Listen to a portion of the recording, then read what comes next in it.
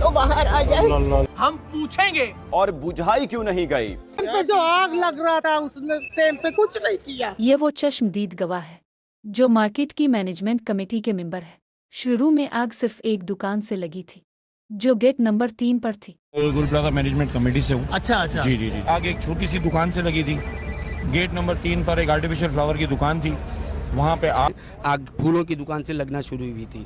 जो आग एक दुकान से लगी थी बकौल इकरार हसन के अब वो जो गुल प्लाजा कभी था अब तो ज़ाहिर है उसके सिर्फ आसार हमें दिखाई दे रहे हैं यहाँ मौजूद हम सवाल करेंगे, अगर आग लगी थी तो बुझाई क्यों नहीं गई? है। हम पूछेंगे, उनसे पूछेंगे कि आपके पास क्या इंतजाम था। टैक्स भी दें, मार भी खाएं और फिर जल जाएं। गुल प्लाजा किसी गांव में था जो रेस्क्यू वाले नहीं पहुंच सके। 47 साल पुरानी लीज निकाल ली गई। ये पता नहीं चला आग कैसे लगी, ये लगी या फिर लगाई गई, और बुझाई क्यों नहीं गई? ये दर्द भरा सवाल रहेगा। अगर आग लगी थी तो बुझाई क्यों नहीं गई? इतनी अमवात का जिम्मेदार कौन?